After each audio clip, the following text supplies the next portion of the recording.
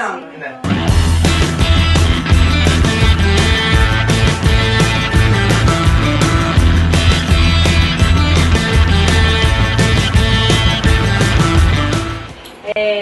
Να ξεκινήσουμε έτσι λίγο χαριτολογώντας με αυτή την ιστορία που μου έλεγες τις προάλλες στο event που παραδεχτήκαμε την Τετάρτη σχετικά με την έκφραση ο Μανώλο Μπλάνικ, ας πούμε, της Ελλάδος. Ο Έλληνας Μανώλο. Αυτό που σου είπα ήταν ένα αστείο που μου έκανε οι φίλοι μου. Ναι. Οι οποίοι, εντάξει, τα παιδιά το λέγανε από το επειδή με αγαπάνε, επειδή θαυμάζουν τη δουλειά μου, ξέρεις, όλο αυτό μαζί. Και επειδή ξέρεις, τους άρεσε, ξέρουν ότι εμένα μου αρέσει πολύ ο Μανώλο Μπλάνικ σαν σχεδιαστής. Μου λέγανε Σταθόλο. Από το Στάθης και Μανώλο με λέγανε Σταθόλο. Λοιπόν.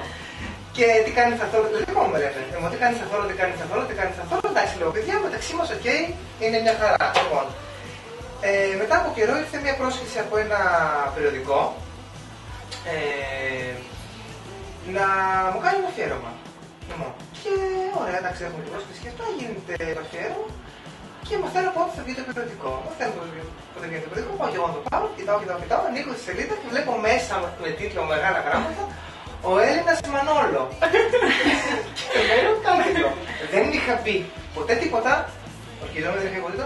Οι φίλοι μου δεν είχαν ποτέ δεν γνωρίζουν κάτι. Και μένω έτσι. Και μετά ακολούθησε και σε άλλους τίτλους περιοδικών αυτό.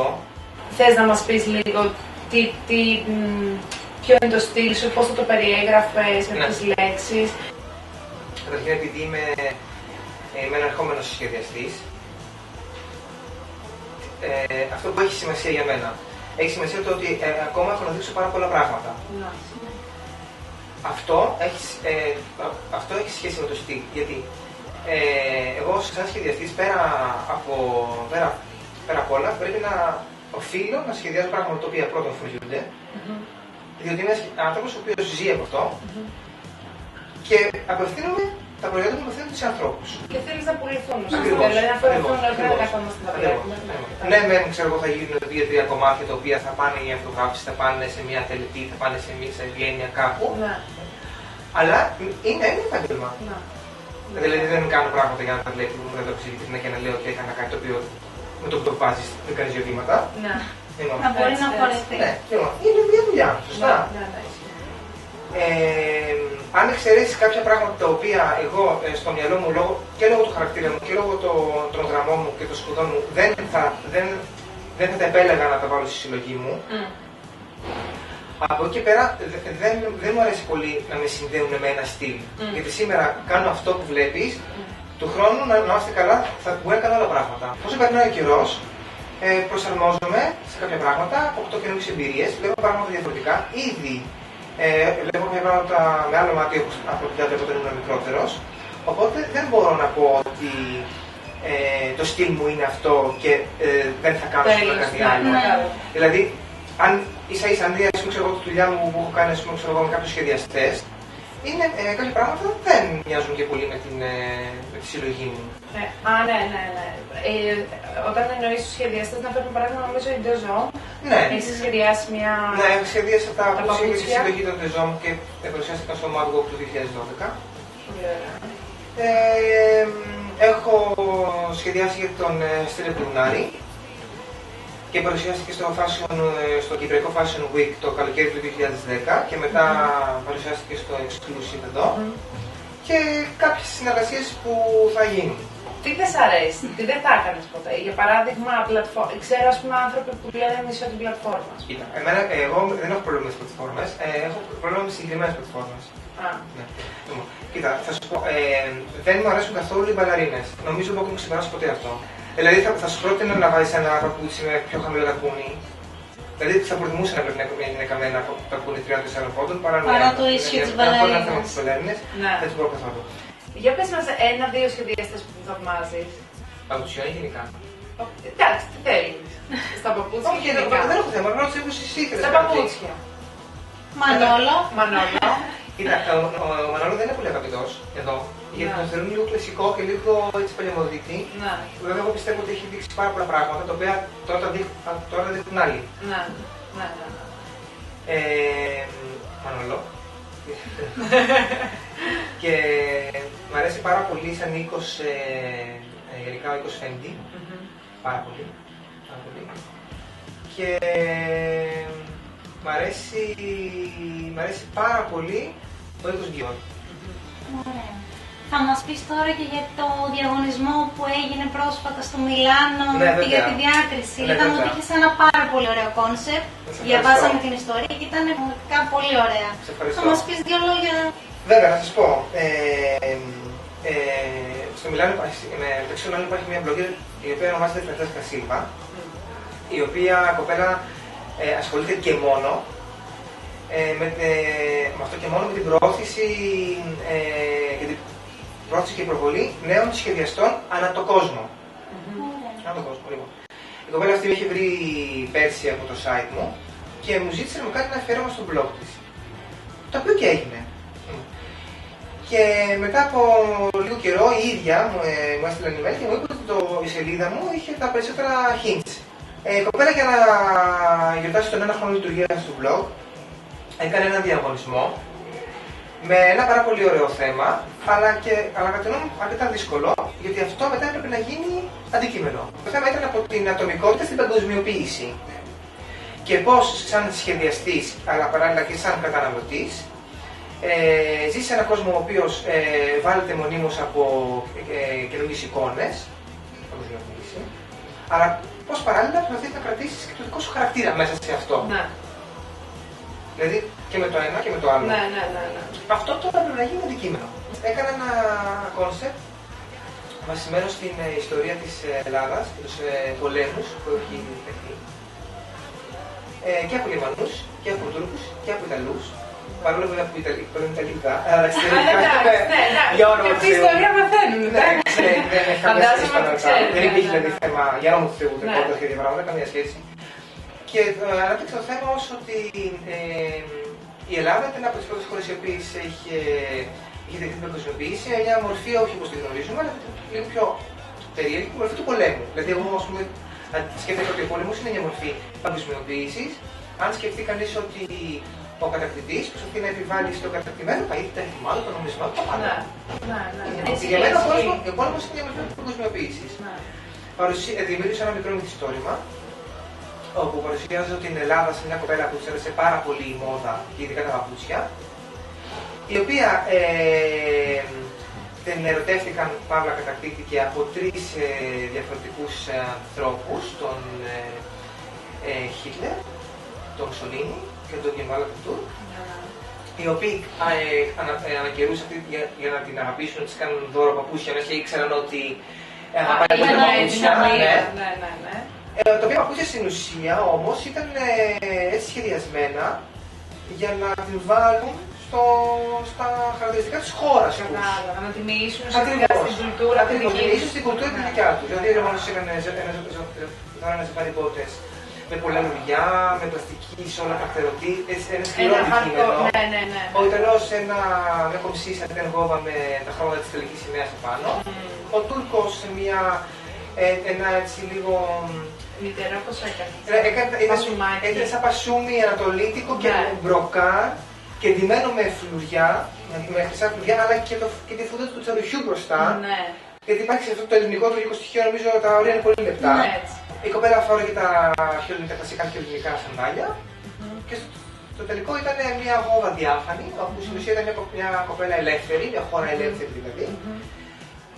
Μακριά από επιρροές, όπου είχε μείνει μόνη της και ελεύθερη για πάρα πολύ καιρό. Το πίστευα πολύ μέσα μου, βασικά, γι' αυτό το έστειλα. Και πίστηκε η κοπέλα. Το πίστευα, μα την έπεισα κιόλας. Πίστηκε η κοπέλα και βγήκα πρώτος στα accessories. Να πω ότι είναι ο δεύτερος διαγωνισμός που βγαίνω πρώτος. Νομίζω και το 2005. Το 2005, στην 10η Biennale των Καλλιτεχνών είχα βγει πάλι πρώτος από όλη την Ελλάδα και εκπροσώπησα τη χώρα μας στον τομέα της μόδας στην Biennale στην Νάπολη. Είναι ένα καλλιτεχνών της Μεσογείου. Δηλαδή εκεί πέρα, ας πούμε, υπάρχουν παιδιά από όλες τις χώρες της Μεσογείου.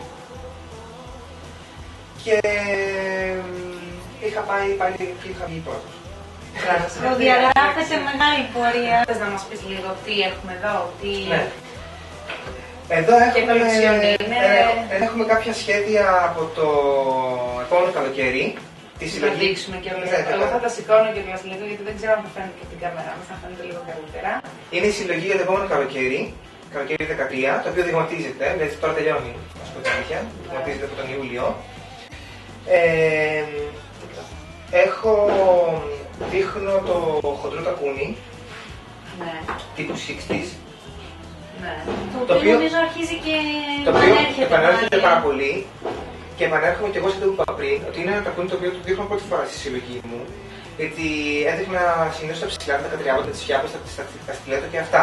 Ναι. Οπότε επανέρχομαι σε αυτό που σου είπα πριν, ότι το στυλ είναι σχετικό. Ναι. Βέβαια, εμένα ο κόσμος λίγο πολύ με αναγνωρίζει από τις γραμμές μου. Κοίτα, ήθελα να δώσω μια εικόνα λίγο χαλαρή. Όχι πολύ επιθετική. Ενός καλοκαιριού έτσι ήρεμο, γλυκό, χωρίς καρφιά, χωρίς σκληρά χρώματα, χωρίς σκληρά δέρματα. Σκληρά δέρματα εννοώ στην υφή. Στην υφή, ναι.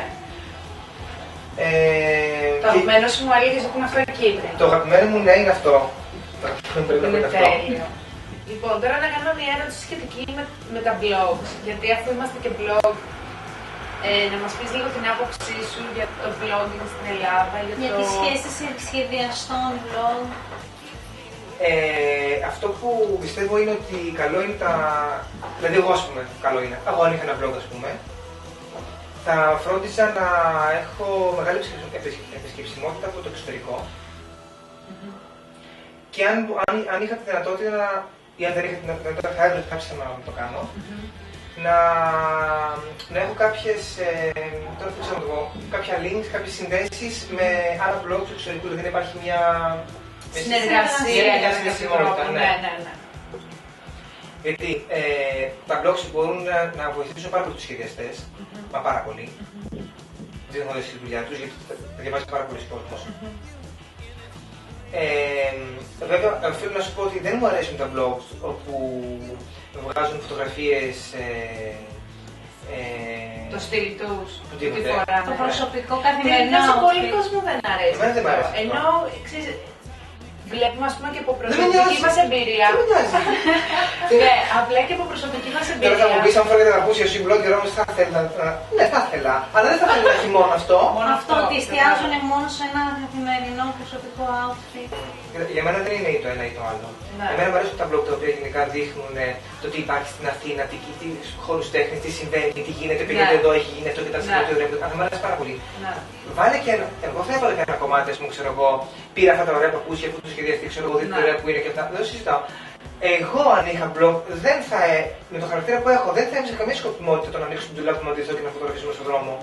Με το δικό μου χαρακτήρα. Αυτό θέλω να πω. Καταλαβαίνεις. Κοίτα.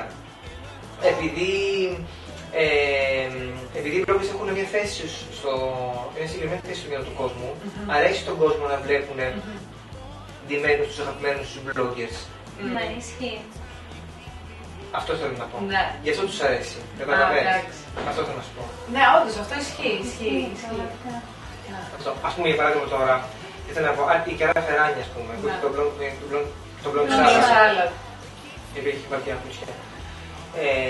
Μπορεί αν βάλει ξέρω, ένα φόρεμα, την άλλη μέρα ξέρω, να ξεπουλήσει το φόρεμα. Ισχύει. Έχει αυτή την αγοραστική ικανότητα. Αυτό είναι πάρα πολύ σημαντικό. Αλλά εγώ θα πρότεινα να γίνει. Και δεν είμαι συγκεκριμένη βέβαια, δεν ξέρω τι μπορεί να κάνω. Αλλά θα πρότεινα να γίνει και μαζί και κάτι άλλο. Να υπάρχει μια ποικιλία στο blog, δηλαδή να μην έχει. Ναι. Κοίτα, εγώ πρέπει να σου πω ότι κάνω προσπάθειες στο εξωτερικό. Βγάζει στο εξωτερικό να ανοίξει δουλειά μου στο εξωτερικό, στο showroom, με το έργο του διαγωνισμού που και παράλληλα φυσικά δεν κλείνω πόρτες και για την Ελλάδα για να του Θεού. Βέβαια τα πράγματα είναι δύσκολα, τα μαγαζιά με δυσκολίες εμπιστεύονται. Υπάρχει και ένα θέμα στην Ελλάδα. Στην Ελλάδα ή στο εξωτερικό. Σε εμπιστεύονται δύσκολα. Στην Ελλάδα ή στο εξωτερικό. Νομίζω πιο δύσκολο σε εμπιστεύονται στην Ελλάδα. Στο εξωτερικό ίσως να σε εμπιστευτώ λίγο πιο δύσκολο τώρα λόγω πιστότητας. Λόγω της κατάστασης. Ναι, λόγω πιστότητας. Που και πάλι δεν. Και αυτό δεν είναι ακριβώς έτσι, γιατί ας πούμε ξέρω αμέσως και αυτό 4 παιδιά οι οποίοι δουλεύουν με σώμα στην Ιταλία. Ωραία, λοιπόν, να σε Που μπορεί ευχαριστήσουμε κάποιος πολύ. να βρει τα παπούτσια σου. Το πιο σημαντικό. Το πιο για σημαντικό. Η χοντρική τους είναι στο showroom στην Αγιώ 15, στο Κολονάκι, όπου μπορεί να απευθυνθεί κανείς για να δει το τηλέφωνο μέσα από το site μου, το οποίο είναι www.stathis.com. Θα βρει στοιχεία επικοινωνίας με το showroom, τη χοντρική, όπου μπορούν να του ενημερώσουν για τα καταστήματα λιανικής. Λοιπόν, εμείς σας ευχαριστούμε τα καλύτερα. Πάρα πολύ. Ευχαριστούμε πολύ που μας φιλοξένησες, εμάς και το blog μας. Ευχαριστώ για το ενδιαφέρον και για τη δουλειά.